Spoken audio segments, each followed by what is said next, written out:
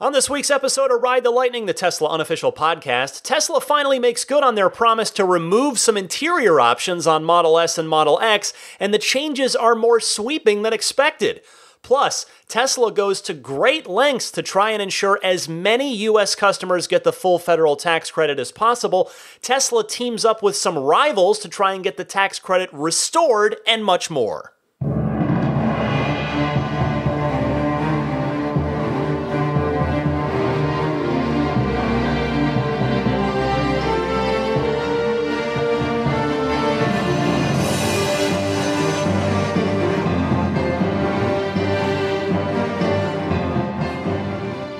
Howdy, friends. My name's Ryan McCaffrey. This is Ride the Lightning, the Tesla unofficial podcast, episode number 172 for November 18th, 2018. And to my right today, Daisy the Boxer Puppy, who's actually voluntarily lying in her crate, just working on a bull stick down there. So she hasn't passed out yet. We'll see if my recording of the show will put her to sleep, as it usually does. First off, I wanted to take a quick minute to extend just the heartiest and most sincere of thank yous to all of you. As so many emails and phone calls and tweets, just so many supportive words from you guys about my big announcement last week, the impossible dream reached. It is still surreal. I look at pictures of the car, and it still just doesn't sink in that it's a real thing that will be in my life. It just doesn't make sense to me, but I'm so humbled and grateful.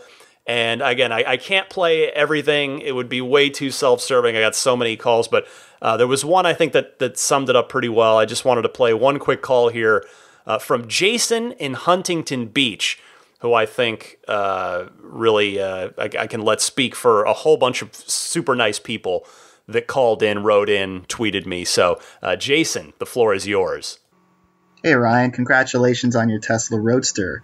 I think I can help you out with two of the things that are bothering you right now, the tax hit and the name for your new Roadster.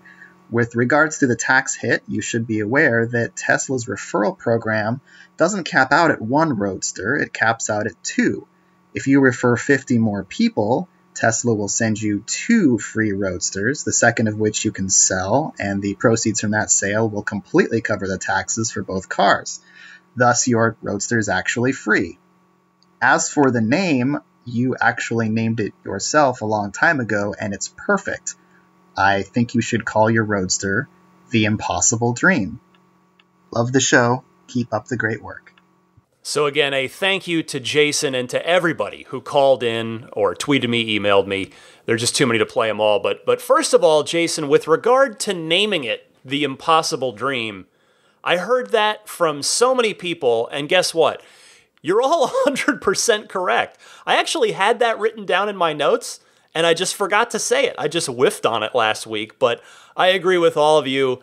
It is pretty perfect. And I think that name may indeed be the winner. But I did want to shout out some other people. There were some other fun recommendations too. I won't rule anything out. Got plenty of time to think about it. Kenny from Newport News suggests the unimaginable dream. Just a little twist there. I like that. Craig from Orlando suggests the halo effect, fusing my video game worlds and car worlds, because of course Elon says that the Roadster is their halo car, to defeat all the other Halo cars. Lonnie from Long Island, who I got a chance to meet this week. He was in San Francisco, sat down and broke bread with him, and what a nice guy. I could tell you a story, a great story Lonnie told me. I guess the quick version is just just the enthusiasm with this gentleman. He'd wanted a Mercedes his whole life, and at one point he was getting close, but then just life got in the way. And then it kind of had to go on the back burner for a long time. And when he finally came back around to it recently, he realized, I want a Tesla. And he just took delivery of a Model 3, a dual motor Model 3. And he is just, I could see the kid-like joy on his face. It was great. He suggested, by the way, so Lonnie suggested the Roadster name of Maggie, because both Maggie and the car are 1 in a million. And I thought that was very sweet. I really appreciated that. Now, Jason, as to your thought about the second Roadster, Yes, you are right. There have been a few people, Ben Sullins, that have managed to get enough referrals for 2. I'll be completely honest with you, because actually you're not the only one. A lot of people wrote in with that exact thing or called in, and I won't lie, I have thought about that too. I'll be totally honest. I don't want to come off as greedy or anything else negative. You know, I think you heard me last week. I mean, this means the world to me, and I'm so humbled and grateful. But you're right, though. All the people that called in or wrote in, you're all right in that the unfortunate reality with the American tax code and our tax system is that the only way to truly get a free Tesla Roadster is to, in fact, get 2 free Tesla Roadsters and sell one of them to cover the taxes on both. So I think what I'd like to do, you know, I don't want to be too aggressive about it, but I'm just going to keep putting my referral code out there for those of you in the audience who you know are ordering and just want to make sure. The important thing, get yourself that 6 free months of unlimited supercharging, whether it's my code or whether you do take somebody else's, but that's the most important thing. Make sure, get your 6 free months of unlimited supercharging, but if you'd feel so inclined to use my code, I'd sincerely appreciate it. Because you know, if taxes, here's the thing, if taxes are around $95,000 on each one, should I get to 2, and I could sell the second one for probably honestly a little less than the sticker price if I had to guess. I mean, to my knowledge, Tesla hasn't sold out of the 1,000 car allotment of the Founders series that are $250K. So I figured, sell it for a little less, sell it, cover taxes for both. There'd be a little left over. What I'd like to do is, if I do make it that far, I'd like to make a sizable donation to a charity to try and pay it forward a little bit. Maybe the San Francisco SPCA. That's certainly the first one that comes to mind. I've done work with them, with Maggie, who is a therapy dog. In fact, this weekend, as you guys hear this, it'll have probably already happened by the time most of you hear this podcast. Sunday morning is Daisy's Canine Good Citizen test. It's a 10-step test, and the dogs have to pass all 10 steps. Not 9 out of 10, not 8 out of 10. They have to pass all 10, and if they do that, they are awarded their Canine Good Citizen certification, which is the key to unlocking pet-assisted therapy work. So we're doing that this weekend, this Sunday. We ran a mock test at the end of our 6-week training class that we finished up last month. She did pretty great on it. So you can't use treats on the test, which is unfortunate because out in the real world, if you're at a school, at a library, at a hospital, you totally can have treats for the dog.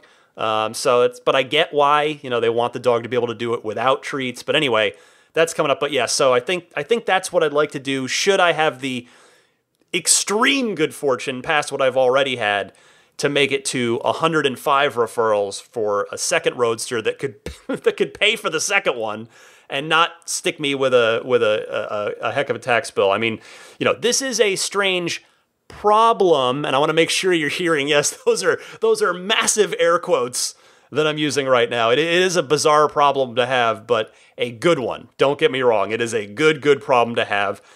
Just thank you all so much for your continued support with this and with everything that I'm doing here with Ride the Lightning. This has been a 3+ year, 172, actually, I guess more like 174 when you count the bonus episodes, 170 plus, 170 something episode labor of love. And I just, appreciate everybody's support. And I just can't tell you how much it meant to me to get so many messages from people over the past week since I mentioned the 55 referrals last week.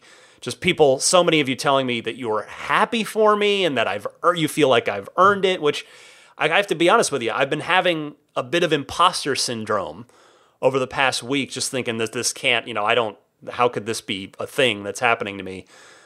So just hearing that from you guys really made me feel good, and I super appreciate it. All right. That's 6 minutes of me. That's way too much.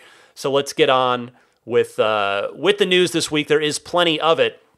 Let's start with this. Remember when Elon Musk tweeted towards the end of October that the Model S and the Model X interior options would be changing on November 1st, and then November 1st came and went with no changes? Well, Tesla did finally go in and make those changes to the design studio. And as you heard me at the very top, they are more sweeping than at least I expected. They're more sweeping than I expected. So the cream interior is gone, which I don't think I guessed.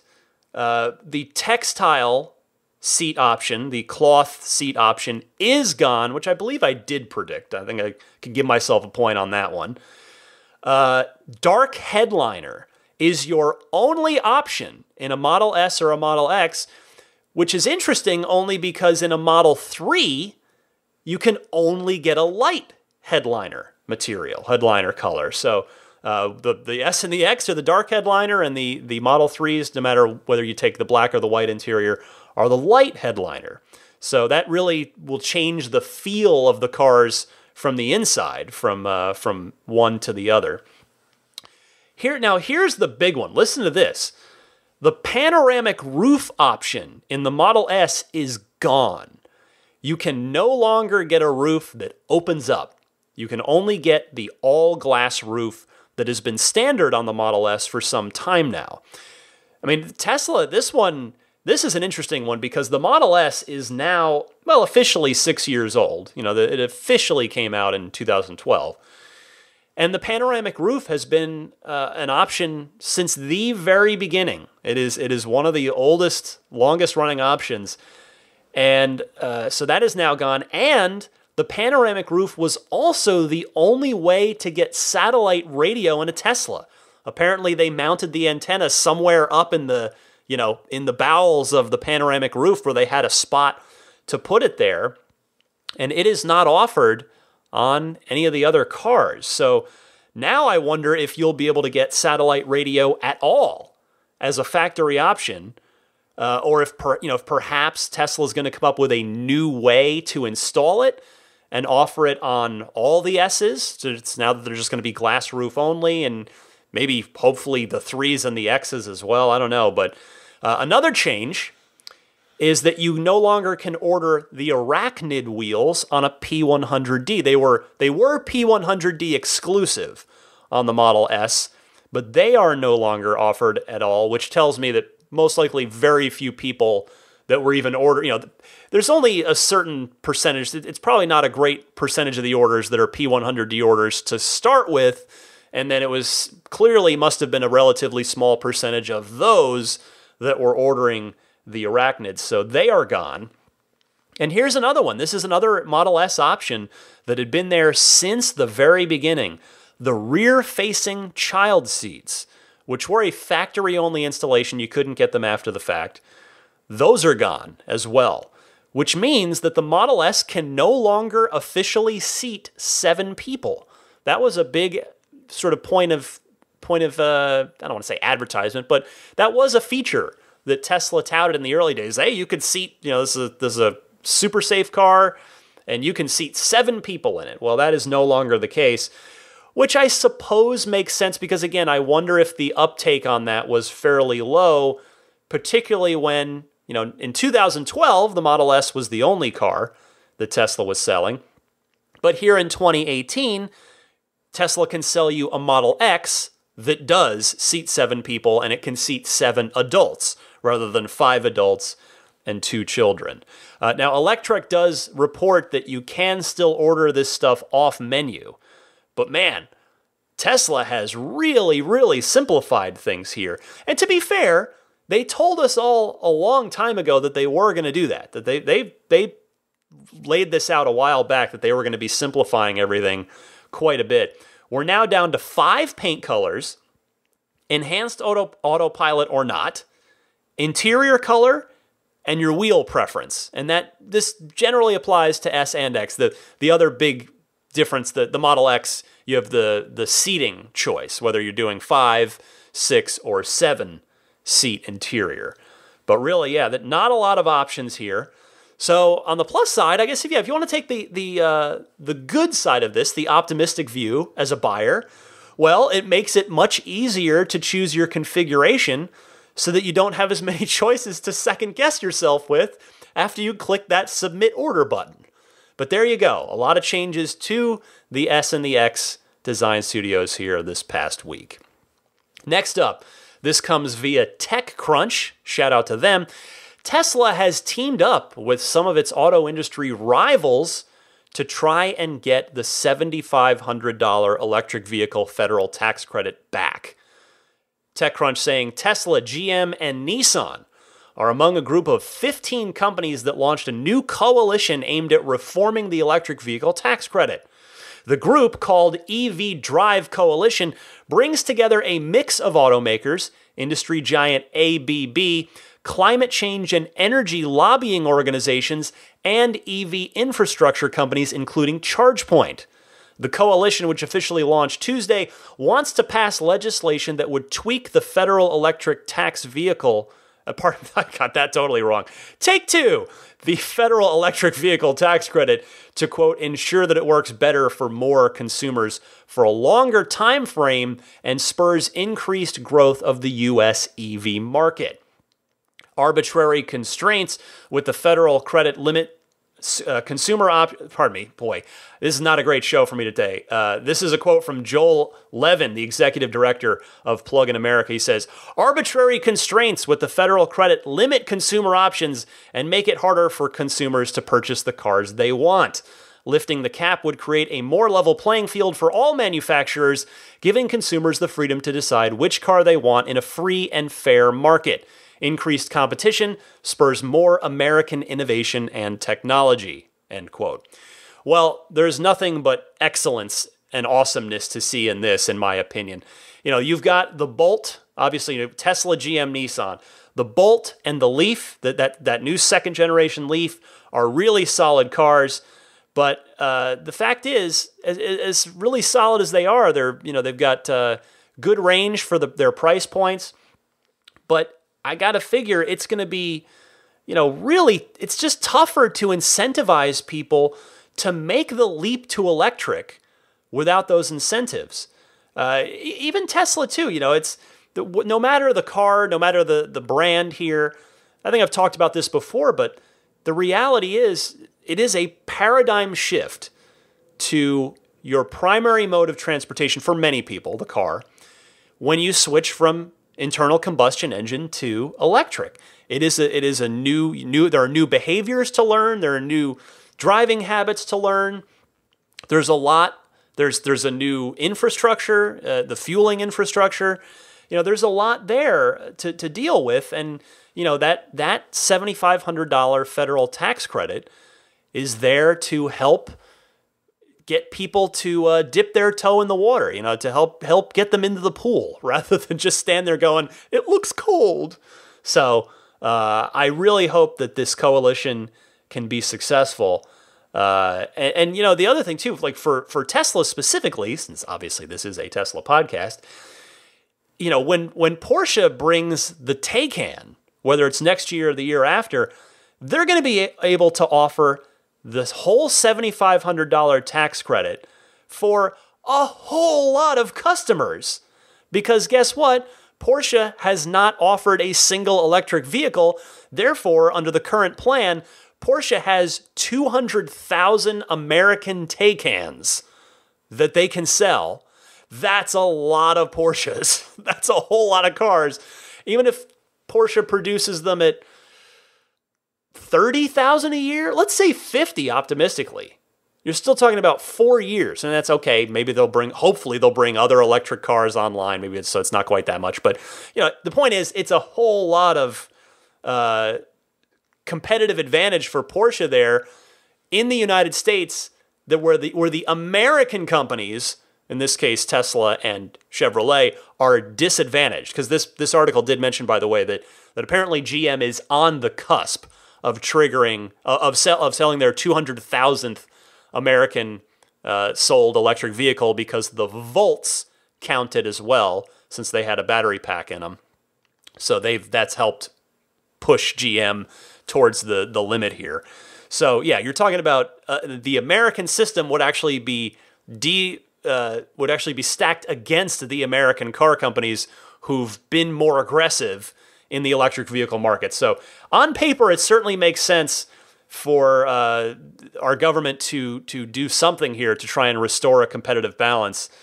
So hopefully they'll be able to do that. But in any case, the big thing, again, I've talked about this before, it would just be great to get the $7,500 federal tax credit back, not only for the macro mission of accelerating the world's transition to sustainable energy, but I'm more concerned as someone who, sat here and bided my time and saved up and waited and planned and finally got my Model 3 this year. I'm thinking about the micro level, the standard battery customers who've been waiting now. By the time any of them get a car, they'll have waited at least 3 years in a lot of cases for their cars, and they're going to get at best a reduced credit, maybe even a severely reduced credit, the quarter credit, depending on what their timing is by the time those folks are able to order and take delivery. So I'm thinking about them. So it will. I really hope that maybe the proposed bill that I've talked about before can get some extra momentum following the shift here after the 2018 midterms. We'll see if that has any effect on anything here. So fingers crossed, and I will certainly be keeping my eye on this story as I promised before. Next this week, a new anti-theft accessory is being sold by Tesla for the Model S and X, but sadly not the 3 just yet. It's available on the Tesla store now. It's $350, and here's the description of it. Here's what it does. Increase your vehicle's protection with active sensor technology designed to detect motion inside the cabin, as well as sense if the vehicle is moved or tilted. So it is an anti-theft, anti-vandalism device. It will warn against potential theft with an audible alarm. It includes 1 sensor assembly, 2 window decals, so you can let those potential thieves know that this car does have a security device on it. Price includes shipping and installation at a service center. This was the other big thing. That's why I put this in here. Note, this is not compatible with any Model S built before September 16th, 2015. You can look at the build date of your car. If you're wondering, do I count on this? You can certainly give the service center a call and they can check it exactly for you. But if you look in the door jamb, open up your driver door and look at the sticker down in there, it's probably not going to have an exact build date, but it should have a build month in it. So if you are September 2015, you should probably call and check for sure. Or maybe even if you order this, Tesla might do that for you automatically. I'm not sure. But I don't know what that cutoff signifies about the build date there. I mean, it's not Autopilot related. It's nothing like that. So I wonder what hardware that it's referencing there that was added to the cars 3 years ago. I'll be curious. If anybody knows, please do reach out and let me know. I'd love to find that out and learn something. Still moving this week, plenty more news here. Tesla takes another step towards the company's aforementioned stated mission, advancing the world's transition to sustainable energy. They have a new contract with the state of California, their home state. This comes via Bloomberg, who writes, PG&E Corporation plans to replace 3 natural gas-fired power plants in California with battery storage systems as the state continues its push to squeeze fossil fuels out of the electricity mix. The California Public Utilities Commission approved 4 PG&E energy storage contracts to support Northern California's electric grid, including a project by Tesla. The commission in January ordered the state's biggest utility to find a way to replace the power it gets from 3 Calpine Corporation gas plants that are at risk of retirement and to consider battery systems. Commissioner Leanne Randolph called Thursday's 4-1 vote, quote, only one step in the broader challenge we face in managing the state's fossil fuel fleet, end quote. California relies on gas for about 34% of its electricity, according to the California Energy Commission. The 4 battery projects include a 183-megawatt facility south of San Jose, California, that will be built and designed by Tesla and owned by PG&E. Thank you, Bloomberg, there. Well, it's fitting that a Northern California project like this would be awarded to Tesla, as of course that is Tesla's home turf. The Australia project, the Power Pack mega solar assembly there, that, if you've read anything about it since its original construction, you've read that it is an absolute rousing success. It was ahead of schedule, and it's proven to be incredibly cost effective, even more cost effective than the projections led them to believe. So just a success on all metrics, which certainly bodes well for the state of California and PG&E implementing a Tesla system here. And of course, what's even better than it being natural gas is this is now part of a renewable energy solution as the California grid goes more renewable and gets cleaner. So hopefully more of California and more U.S. states follow suit on this. Speaking of sustainability, a thank you to Chris, whose Twitter handle, strangely appropriate for this story, is @breadfan35, which you can take literally as perhaps Chris is a 35-year-old fan of bread. Who isn't? I'm a 38-year-old fan of bread. He may also be a Metallica fan. There's a Metallica song called Bread Fan, which I think may be a cover. Don't quote me on that. Anyway, it's a really good song. But yeah, it's fitting that Chris @breadfan35 sent me this story. He gave me the heads up. The story was written by supermarketnews.com, that is a real thing that tracks the supermarket industry. Albertsons, which is a regional thing. You may not be familiar. Having lived in Arizona, I am familiar with Albertsons. So Albertsons is making a push towards sustainability that is including an order of 10 Tesla semi-trucks. And this is a quote from supermarketnews.com, quote, "Advancing supply chain efficiency and sustainability is an important goal for our company," said Tom Nartker, Vice President of Transportation. "We're excited to pilot this expansion of our transportation program with trucks that help us limit our overall carbon footprint," end quote. Well, we haven't heard much about Tesla semi-orders lately, at least not publicly. I presume they're still ongoing and they're just racking them up quietly behind the scenes, that maybe they're just not making the news anymore, or maybe a lot of the orders are smaller, like 1, 2, 5 trucks kind of thing, and maybe those don't quite make the news. But it did make me think about, I wonder what the ultimate production rate of the Tesla Semi is going to be on an annual basis once Tesla does start building them.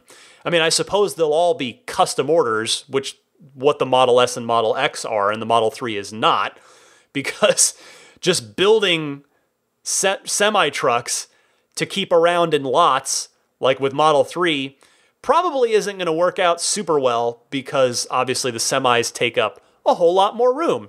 Now, the semis won't come with the trailers, but it's a much, much, much bigger footprint on those guys than on a Model 3 or even an S or an X. But I also got to thinking, I wonder how long it's going to take Tesla to make one truck. Like, they make, they're doing 5,000 Model 3s a week.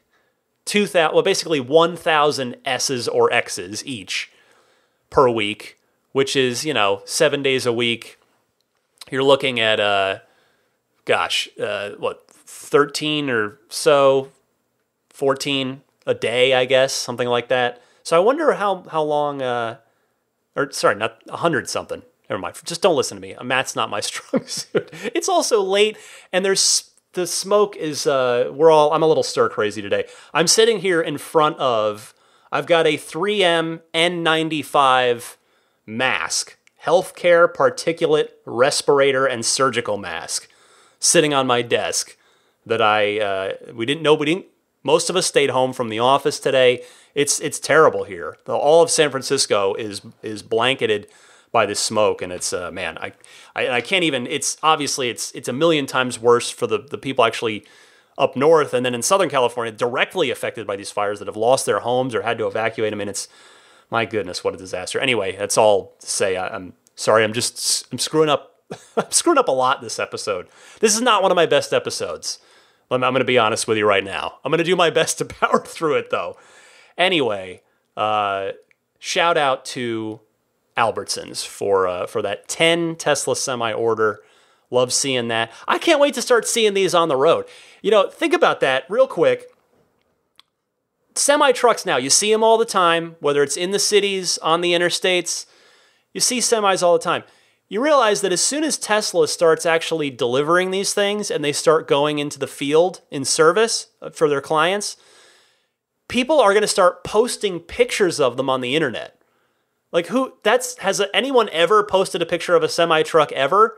And no disrespect to truck drivers out there, but semi trucks they're a utilitarian method of transportation that serve a specific purpose. But now they're going to be they're going to be paparazzi photographed out and about when they're out in the wild. It's going to be kind of cool to see. Different paint jobs, if companies paint them or put decals on them, people are going to be taking pictures of them, put them on the internet. So that'll be cool. Anyway, speaking of out and about, Model 3 has begun its European tour. So the car will be going on display in showrooms, Tesla showrooms. No word on test drives as of yet, but here's a list courtesy of the Tesla Motors Reddit for rounding these up.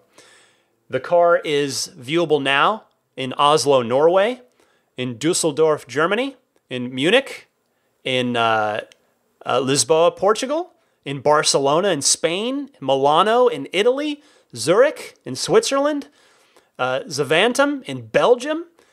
It looks like a temporary situation, November 14th to the 25th in Solna, Sweden. Also temporary in Paris, November 14th. That's now through November 29th. I'm not sure that Austria here. I don't know how to pronounce this.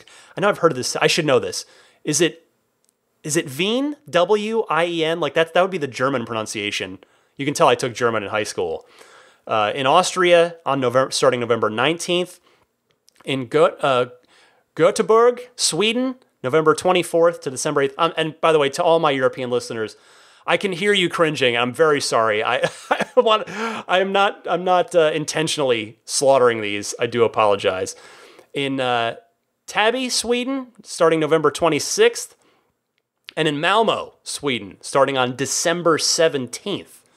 So there may be even more than this, but that is the list for now of the European places where you can go and see the Model 3 in person, go sit in it, touch it, see it in the flesh, in the metal, as it were. And I'll tell you, this is just further evidence to me that orders are going to begin soon, hopefully in December. Hopefully in a month from now, a whole bunch of you listening to me in Europe will have ordered your car. That is the hope. Because you remember, that's Elon mentioned on the Q3 earnings call that they would hopefully be starting European orders in December. So to my European listeners who are going to see this car for the first time, I extend to you the same request, I guess, as it were, that I extended to my Australian friends when they got the car down in their showrooms a couple months ago. I would love to hear from you. If you want to call in with a short call of your impressions when you finally get to see the Model 3 in person for the first time. Because as I've said this a number of times, so I won't repeat myself for too long, but it's a whole different thing seeing it in person versus seeing it in pictures and in YouTube videos. So do not hesitate to reach out and let me know what you think of it when you get your eyes and hands on it for the very first time out there in Europe. And big news for Europeans as well. The Model 3 is confirmed there to have a CCS2 plug, which I believe should make a lot of the European folks happy. And there will be adapters coming for the Model S and Model X. So that was a big question for pretty much every European Tesla fan and reservation holder. What plug is the Model 3 going to use? Now we know, the CCS2 plug. Meanwhile, in China, Elon Musk says, quote, there will probably be some deliveries of Model 3 to China in March, but he says April is more certain, end quote. So that, to me, I say that in case there are any listeners in China out there, but also to me, that supports the notion that Europe will see cars delivering about the same time, because they seem to be roughly on the same timeline there. And one last thing, while we're circling the globe, some good news, more good news. We got good news for Europe. We got good news for China. Here's some good news for my Canadian friends as well. Canada has Summon now. There was a holdup. They were not able to use Summon in their Teslas. I think there was a government holdup there on signing off on that capability. That has been sorted, and in the latest software update, 44.1, Canada now has Summon. So if you are a Canadian listener of mine, you're going to be eagerly awaiting that next software update, and then you can give Summon a try. Start putting it to good use, whether it's in a tight parking spot, into your tight garage space, whatever you want to do. Like I told you, I like to use mine mostly because remember, it doesn't work on inclines, anything but the slightest incline. But if I'm pulling forward into a parking space, I will stop short, get out of the car, and check to see and make sure that the bottom front of my car is not going to scrape against the parking curb. And then I like to inch the car forward with Summons while I can look at it and make sure that no damage is going to occur. And then the other really interesting item this week, the final news item I have for you, and gosh, yeah, boy, this has been a busy news week. Tesla bought a trucking company and secured some contracts with some other ones to try and help get as many people their full $7,500 federal tax credit here in the United States as humanly possible. Elon taking to Twitter to say, quote, Tesla just acquired trucking capacity to ensure Model 3 can be delivered in the U.S. by December 31st if ordered by November 30th. So wow, they're looking to get the cars out pretty much anywhere in the U.S. with a 1-month turnaround. And Elon added, quote, skipping rail saves over a month for East Coast deliveries. All things considered, it's better to use trucks. There's a single load and unload and direct to owner location there if you're using trucks. And then somebody asked Elon, just a semi-related thing, when will they just self-drive to the customer's door? And Elon replied to this saying, probably technically able to do so in about a year, then it's up to regulators. So I wouldn't hold my breath on that because that still seems a little like science fiction. I think we got a little ways to go there, but it's interesting to see where Elon's head is at on that. And then as for Europe, Elon was asked about Europe, and he said, we'll also be using dedicated roll-on, roll-off fast ships for transporting cars to Europe and Asia in Q1. Major focus on minimizing time from factory to new owner, which you heard him talk about in the earnings call. Did not fully appreciate the working capital impact until recently, end quote. So there you go. If you thought maybe you missed the deadline, because remember, Tesla had already said, hey, the deadline to pretty well guarantee that you're going to get your car delivered to you by December 31st, that they had set that at October 15th. That was a while ago. So they're now saying, hey, you'll get it if you order by November 30th. So again, if you are going to sneak in an order, if this changes your plans at all, you think, hey, great, I can do it. I want to get this order in. Feel free to use my referral code if it helps you. Make sure you get your free 6 months of unlimited supercharging. My code again is Ryan73014. So you can either give that to a sales advisor, or if you're ordering online, just type into a browser window ts.la/Ryan73014. That will take you to a screen on the Tesla site where you choose which car you're going to buy, and then you configure it how you want it, order it, and it'll have your 6 months of free supercharging baked right into it. All right, that's the end of a very busy Tesla news week. I've got an equally packed Ride the Lightning hotline as usual. You guys keep bringing the awesome questions, comments, and discussion topics, so let's do that right after this.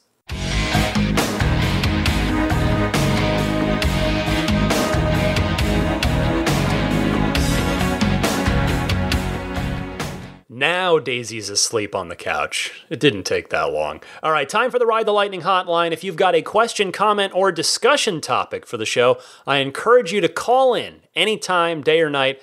2 easy ways to do that. Whichever way you go, please try to keep your call to a minute, minute and a half tops. That would really be super helpful.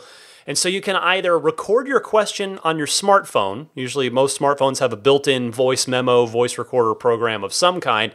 And you can email that file to me at teslapodcast@gmail.com. Or you can call in on the Ride the Lightning hotline. It's a toll-free number. You just call in and you're leaving a message. That's all you're doing. That number is 1-888-989-8752.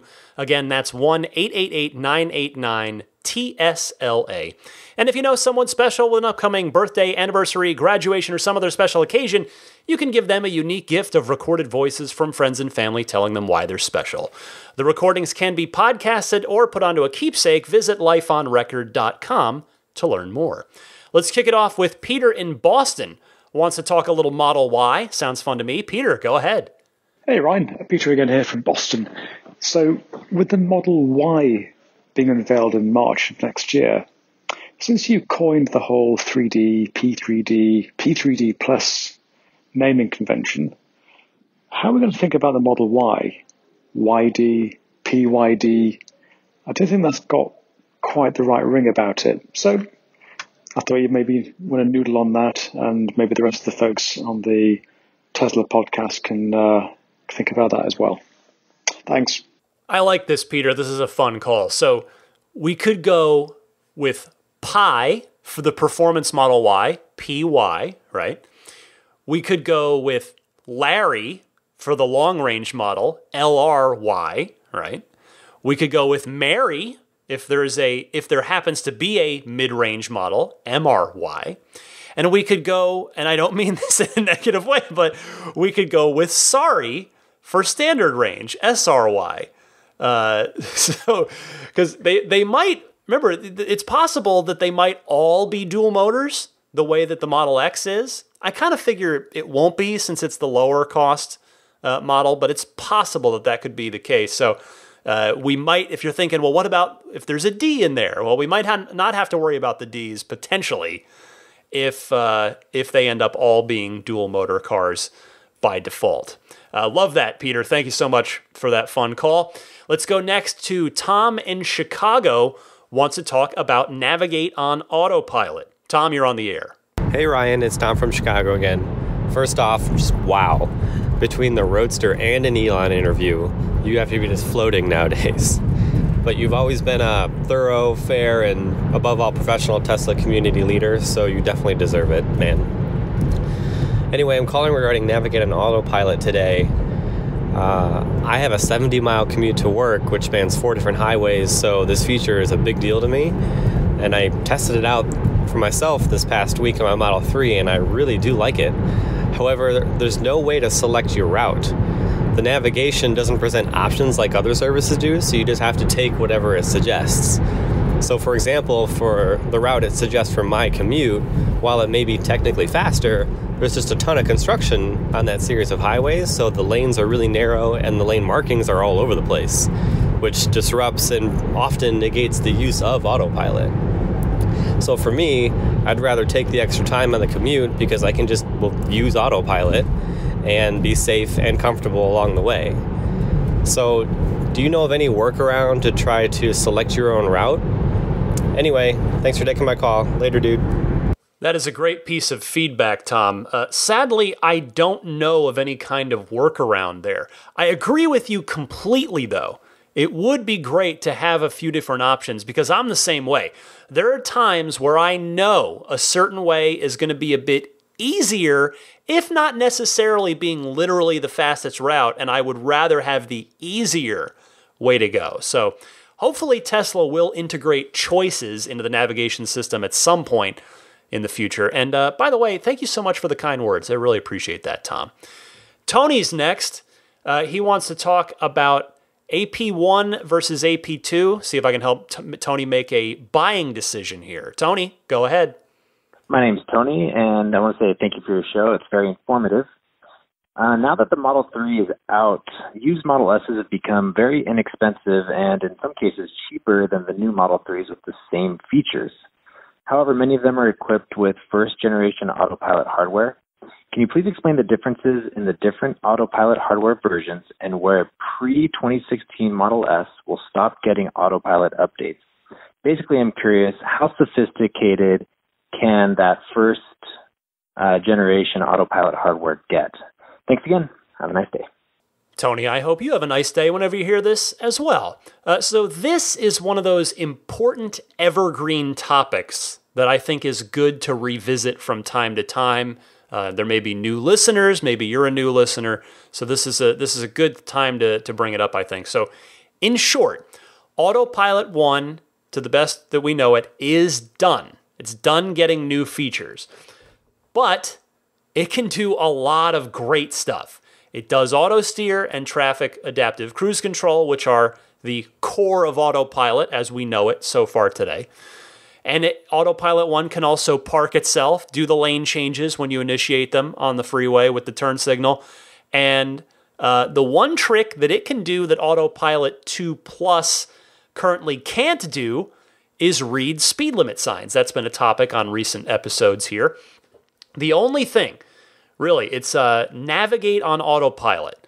That is where Autopilot 2 and up has surpassed Autopilot 1. So to be clear, you would still be getting a really great driver assistance system if you elect to buy an Autopilot 1 car, but that car will never be capable of full self-driving or of the navigate on Autopilot system that we now have in the newer cars. So hope that helps for you, Tony. Take care. All the best to you.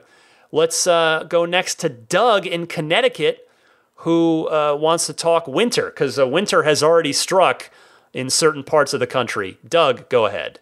Hey, Ryan. Hi, my name is Doug. I'm calling from Connecticut. I'm new to the Tesla family. Actually, I haven't received my car yet. I'm in the final process of getting it, and will be delivered hopefully November 26th. It's a Model 3, one of the new mid-range models.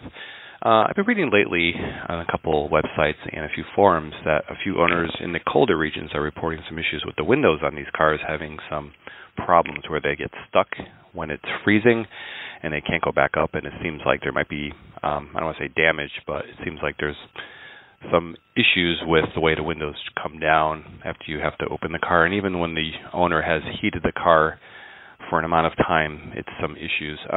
Is this a problem with like winter and these Model 3s that just wasn't looked at last year since they kind of were released late in the season? Since I am accepting delivery shortly, and I live in Connecticut, we do have our fair share of snow and ice and all the other good stuff, including today it's going to start.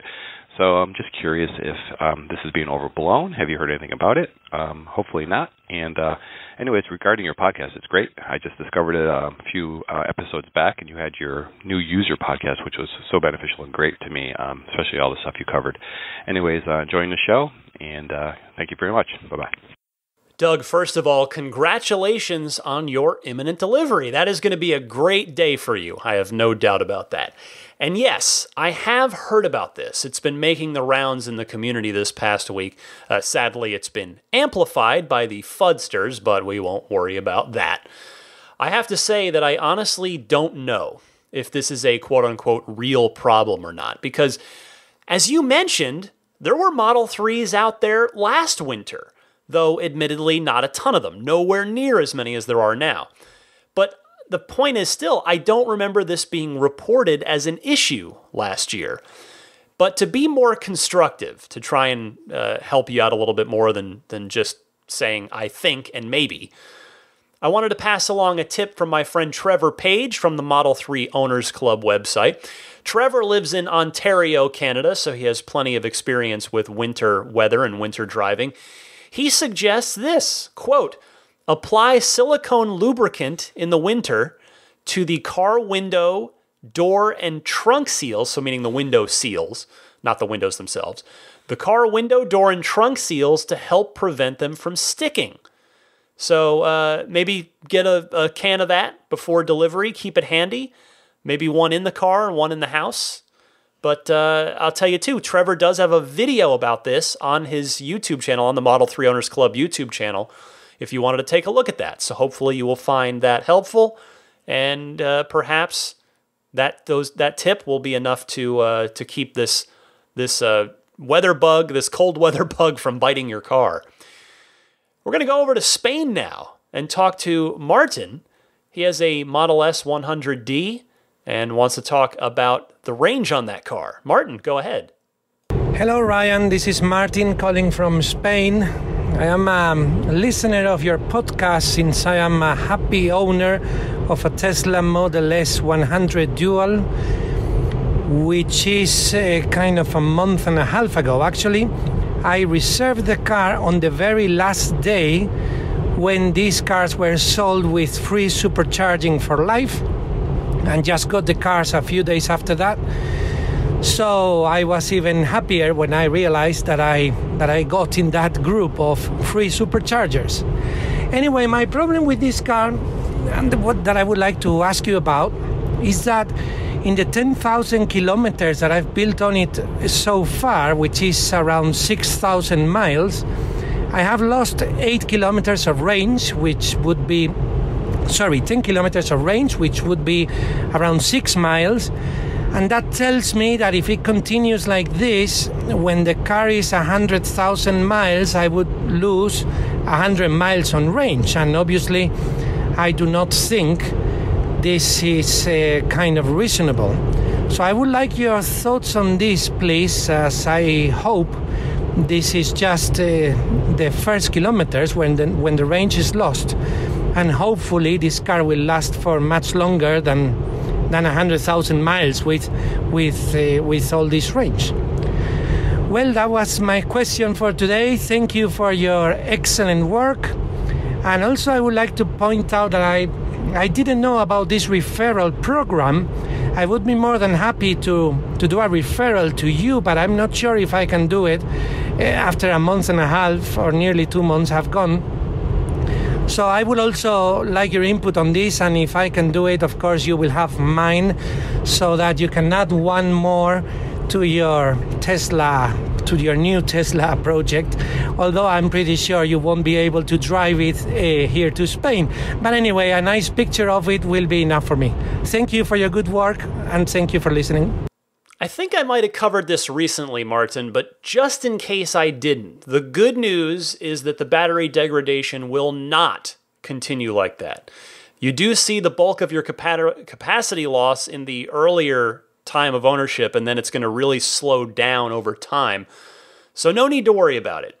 But even better news is that a recent software update did seem to quote-unquote fix this. I don't know if it sort of tweaked the algorithm that in the battery management system, but the point is now a lot of people in their Model 3s, including myself, have seen better numbers, like higher range numbers when they charge up than they had been seeing in previous software versions. So that should make you feel better. Also, you technically can't go back and add a referral code after delivery, but yeah, you can always try and ask politely, because I have seen it. I've seen it work and I've seen it not work. So thank you for thinking of me regardless. Again, really would love for you to get your 6 months of supercharging. That is the important part for sure. Let's stay in Spain. Let's go to Pedro from Seville. He's recently started listening and wants to talk about Model 3. Pedro, go ahead. Hi, Ryan. This is Pedro from Spain. I'm calling from Seville, a city in the southwest of Spain. I reserved my Model 3 2 years ago, back in October 2016, and I have two questions. And one of these questions, I don't know if someone has already asked or not. I'm following your podcast since 1 month or so ago, and really liked it. The questions are, do you have any estimation on when the Model 3 could arrive to Spain? I've heard that Europe should be in the first half of 2019, but I'm wondering about Spain particularly.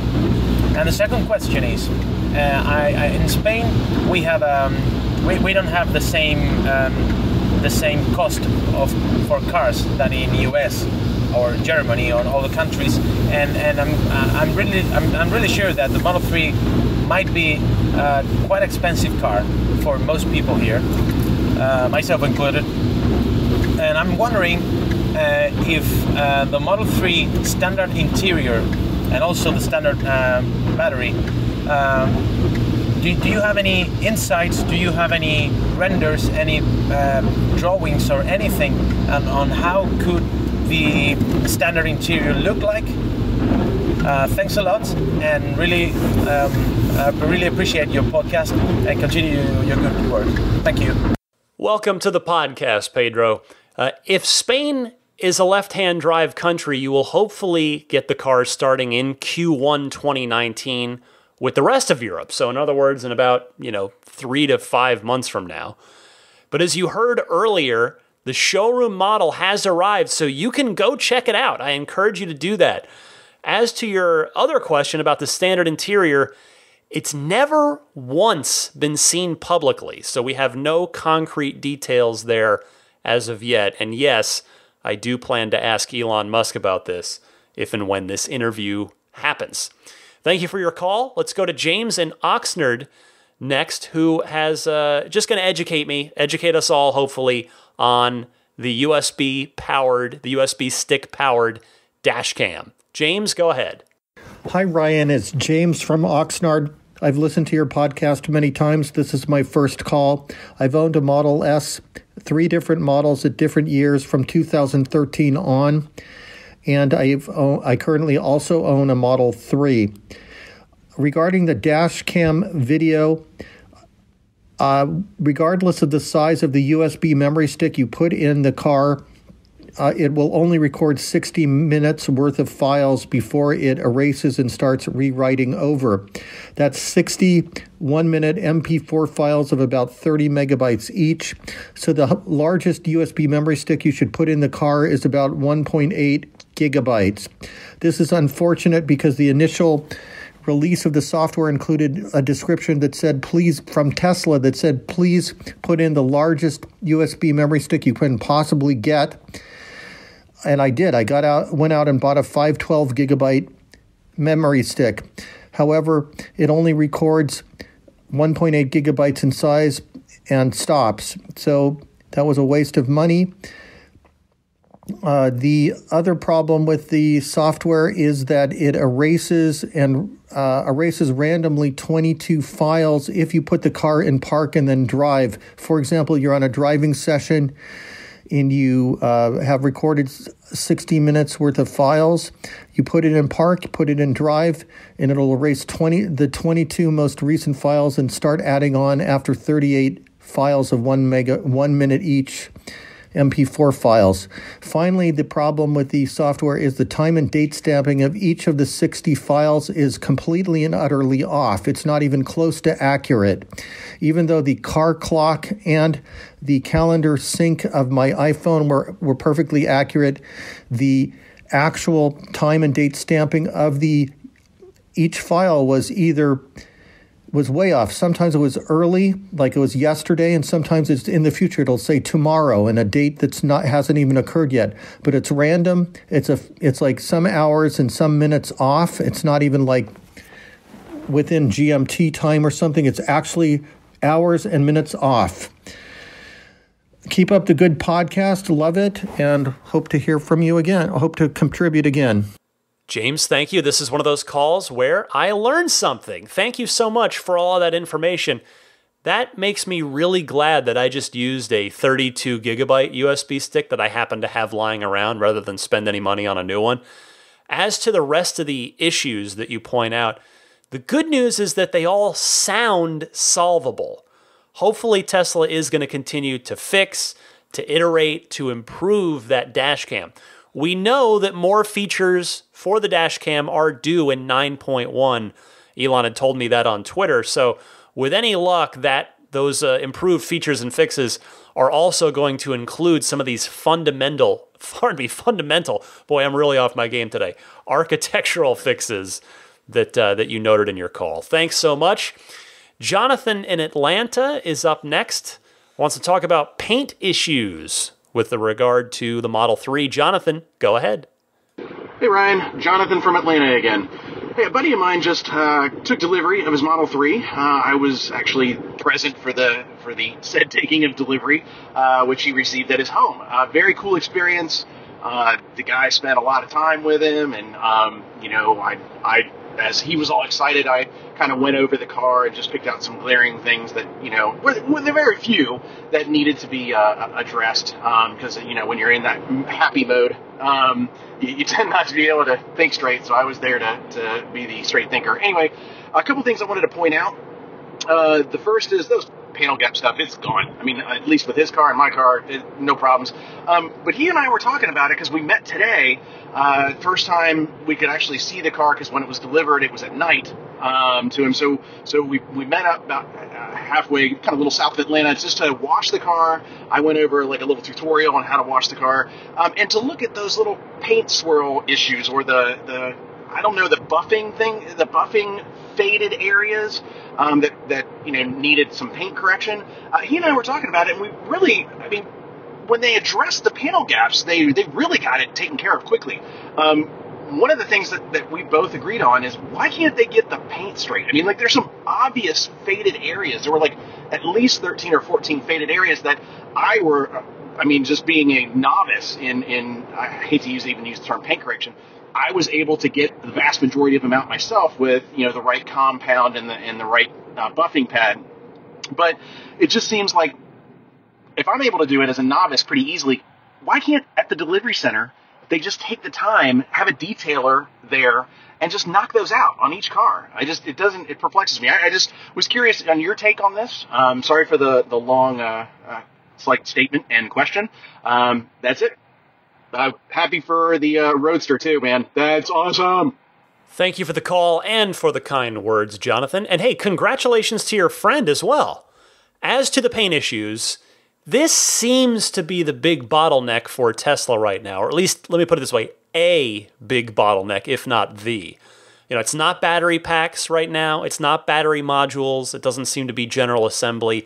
It seems like paint is the next whack-a-mole that needs to get squashed in the Tesla production process. Elon, I believe, has even publicly mentioned that the paint shop is the big bottleneck, I think, if memory serves correctly. And as for why they can't address it themselves, these little issues, my guess is simply bandwidth.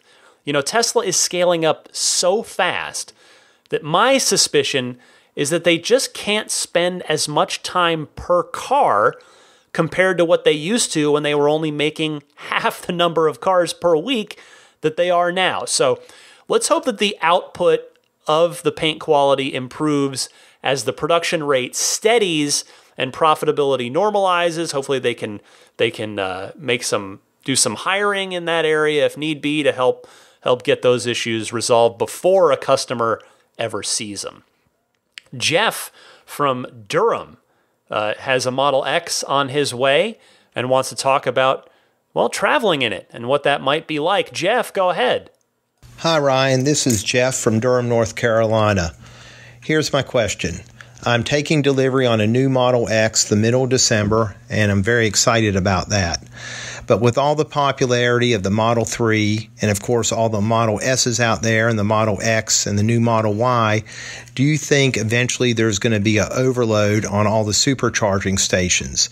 And do you think Tesla has plans to take that into account, add more superchargers, more locations? And I wanted to get your thoughts on that. Also wanted to tell you that I really enjoyed the beginner's guide to owning a Tesla and the pro tips. They are very helpful, and I've learned so much from you. I really appreciate it, and keep up the great work. Thanks again. Thank you so much, Jeff. I am very happy to be of use and of service to you. And congratulations on that Model X, by the way. You are getting the most technologically insane Tesla that exists. And I mean that in the very best of ways, by the way. Elon's talked about how they crammed way too much cool stuff into it all at once, rather than, introduce the car in a more basic version and evolve it over time. He's told that story many, many times. So you are getting the technological beast of the Tesla lineup. I wish you nothing but good health and enjoyment while you're going to use it for many, many years. To your question, Well, the supercharger issue, that is always going to be the ongoing challenge for Tesla. I think this is why the free supercharging has gone away, why the urban superchargers are being rolled out, and why most of the new supercharging stations that are going up are huge, meaning 20 to 40 stalls. I think they're doing their best to try and keep up with the growing fleet. And what I would say to you that might help ease your mind a little bit, you can always go to tesla.com/supercharger to get an updated look at all the superchargers that are live, that are active, they're there for you, as well as the upcoming locations. They'll be marked coming soon. So again, all the best to you, Jeff. I hope that delivery day comes up very soon. Hopefully, this is the tough part of the wait. The part where after you've ordered and before delivery. It's the shortest part of your wait, really, in the grand scheme of things. I guess if in X you probably haven't been on a reservation list for a while, but anyway, it is still the hard part. Waiting after you've ordered, waiting for delivery, but it'll go by fast, I promise you. Let's end this with the aforementioned Lonnie from Long Island. Again, wonderful gentleman to sit down and chat with over a meal. He wants to call in and talk about something that may be of interest to perhaps Tesla themselves. I'll let Lonnie explain it. Hi, Ryan. This is Lonnie from Long Island. I am a long-time listener and first-time caller. Last week, I took delivery of my dual-motor Pearl White Model 3. The transition from my Toyota Prius plug-in was astonishing. It is incredibly quiet and fast. I am so very happy for you making the next generation Roadster threshold and believe your tax issue is best resolved with 55 more referrals or a lotto winning, whichever comes first. My vote for naming your Roadster would be very sentimental. I would name it Maggie because both the Roadster and she are 1 in a million. I follow the aviation industry closely, and I have been very drawn to a new aircraft company called Lilium from Germany that runs on batteries, has electric jet engines, is made of carbon fiber, has significant safety systems with autonomous flight capabilities. I'm very curious as to what Elon Musk thinks of Lilium, which has similar characteristics to the Tesla's breakthrough engineering. Lilium appears to have the same mission of accelerating the transition of sustainable transport. Congratulations again for all your hard work in delivering your Ride to Lightning podcast listeners the dynamic news coverage of Tesla today. Lonnie, it was wonderful meeting you in person this past week. And again, I told the Mercedes story at the top of the show. I could see the look on your face of when it just flipped to Tesla in your mind and you got your car and just, man, you're clearly so happy about it. I love it. To your question, Elon has been asked about planes before, and he's always kind of pushed it off. I think my opinion on that is that I think he's really just focused right now on the short-term health of Tesla and getting the company to sustainable profitability, so that then he can think a little bigger again. That is my take on it. However, he is the real life Tony Stark, and he did say this to Tony Stark in Iron Man 2. It can be. Make it us. Okay. Mr. Musk, how are you? Congratulations on the promotion. Thank you very much. Thank you. Those Merlin engines are fantastic. Oh, thank you. Yeah, good idea for an electric jet. You do? Yeah. Then we'll make it work.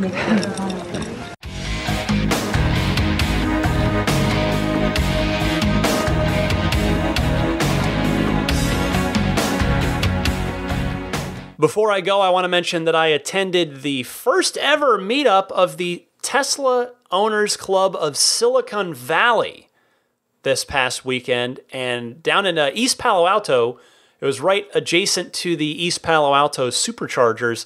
What a great turnout. Kudos to Ram and to John for putting it together. There were easily 25 Teslas there.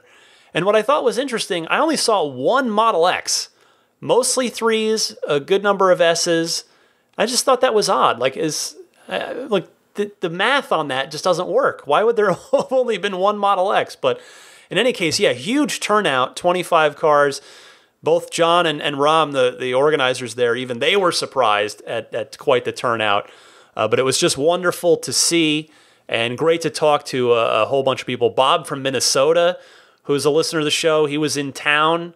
I said, hey, why don't you meet me at this thing? And I feel bad Bob and I didn't get to talk for super long. I apologize to you, Bob. It was just a lot of people to chat with. But what a great event. If you have a Tesla club, a group in your area, give it a shot. Go out there. Maybe it won't be for you, but maybe it will be. You go out and do a meetup or a drive.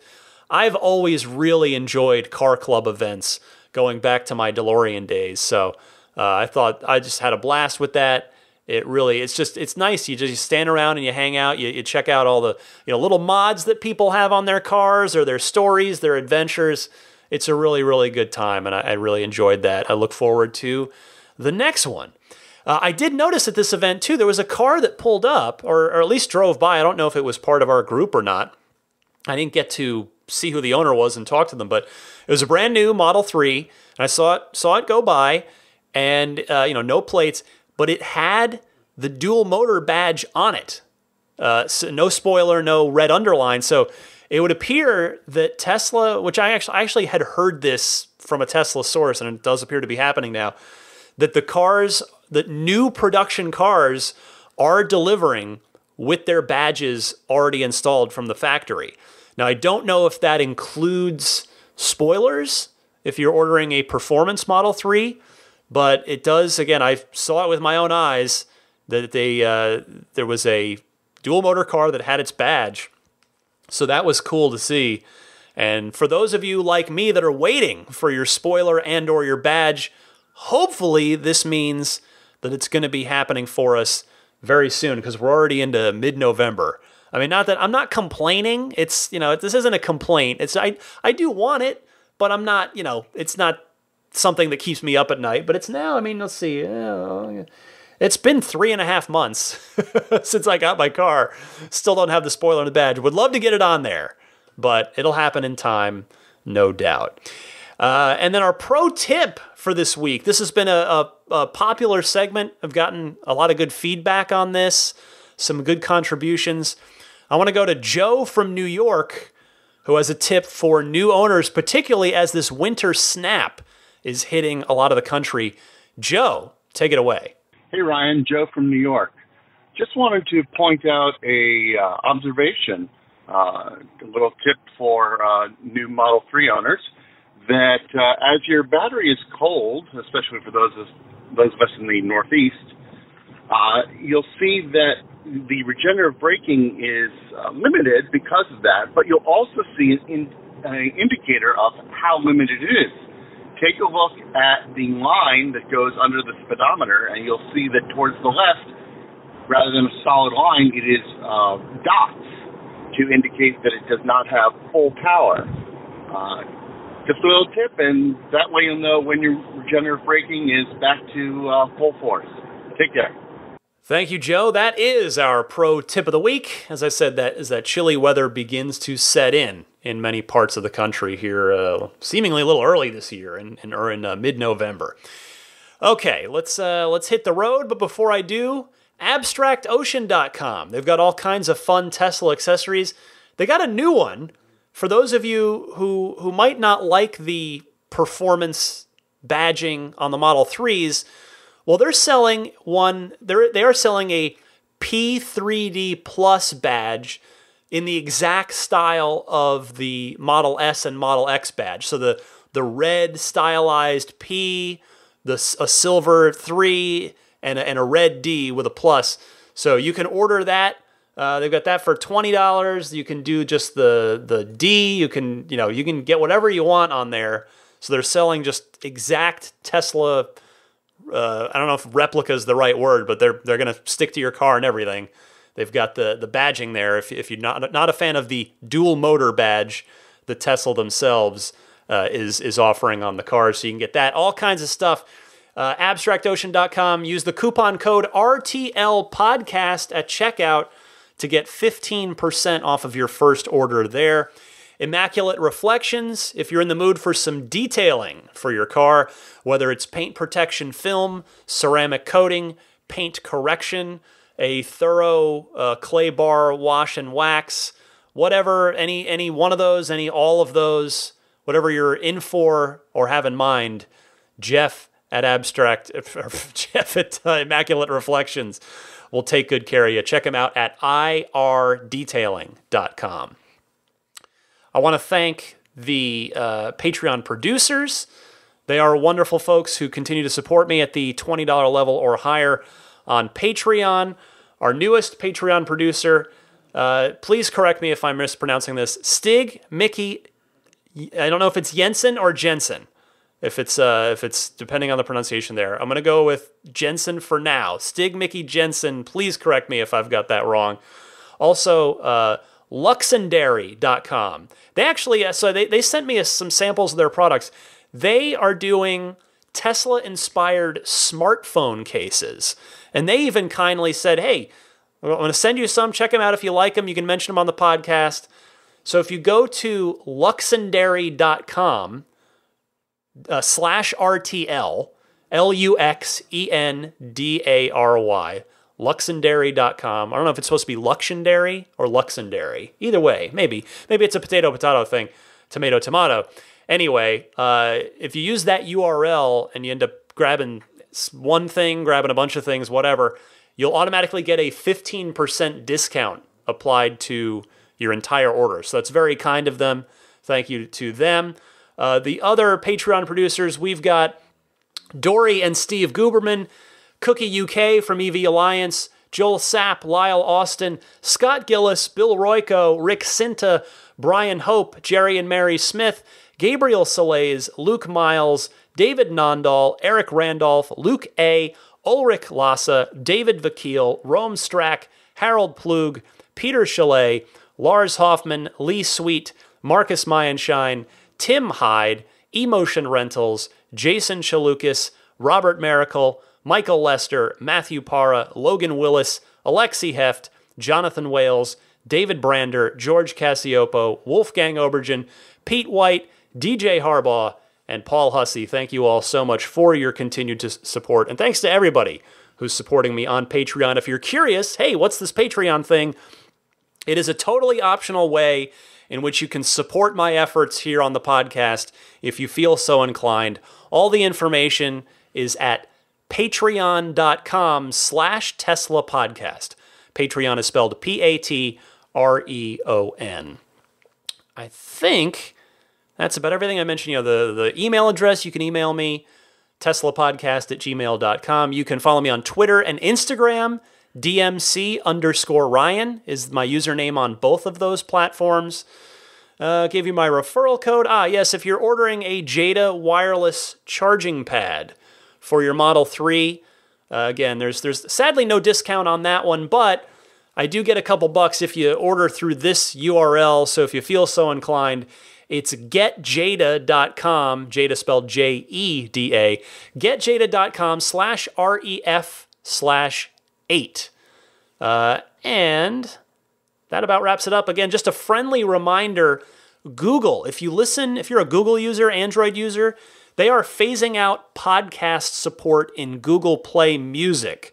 So they want you to use the Google Podcasts app, which on the good news there is the feedback I've gotten on that from people is that it is apparently pretty good, that it's not a downgrade for you at all. If anything, it's either a lateral move or an upgrade for you. So the old Google Play Music feed apparently is not being updated, and there's nothing I can do about it.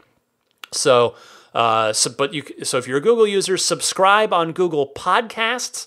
If you're an Apple user, subscribe on iTunes. Again, subscribing is free. It just means the show downloads to you automatically every time a new episode posts. So yeah, subscribe on iTunes, Google Podcasts, Stitcher, TuneIn, which is, you can get it in your Tesla via TuneIn as well, Spotify or YouTube, just the audio. There's no video, but just the audio dump of the show is on YouTube if you want to check it out there. And then the hosting site where you can grab individual MP3 downloads or pick up the RSS feed, that is found at teslapodcast.libsyn.com. I believe that wraps it up. A huge thank you to everybody again for your continued support, your continued kind words. This has been quite a time for me personally, for Tesla as a company. Think of just real quick. I'm part of this group. 6 months ago, how many of us had taken delivery of our cars? That's like May is 6 months ago. Not a ton of us. Like, it's the cars that started to get out, but like, man, in the last 6 months, I wonder what percentage of the Tesla, of my Ride the Lightning audience here has gone from non-owner to owner. Probably a lot of those are Model 3s, but S's and X's too. So it's been really cool. It's just the growth of this company has been fun to be a part of, fun to watch, fun to root for. And it's not over. We're here in the heart of Q4. Q4 is a serious, important quarter for Tesla. I've already heard from some people like, oh, you're going to try and do the volunteer thing at the Fremont Delivery Hub at the end of the quarter again. And I'd love to.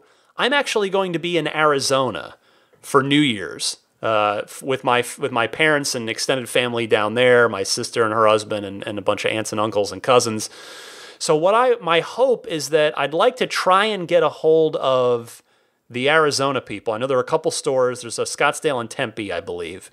But I would love to go down and help out for at least one day down there. Well, I don't know if it'll be the 31st, maybe the 30th, but sometime during that last week. So if I've got any Arizona listeners out there and we wanted to try and, mobilize something together, feel free to reach out to me. I'd love to try and be a force for positive, I don't want to call it positive change, but let's just say a force for good to try and help the Tesla team down there in Arizona while I'm visiting. I'm sure, by the way, I'm not saying, I'm sure folks are already planning this. There may already be an Arizona group that's got this in the works. I'm not coming in here and saying, I'm going to do this. And I'm just saying, hey, I'd love to help out if I can be of use. So with that, I will let you go for a snoring gassy tonight. Ugh, Daisy the Boxer Puppy. I'm Ryan McCaffrey. This was episode 172 of Ride the Lightning. Happy electric motoring, my friends, and I'll see you back here next week.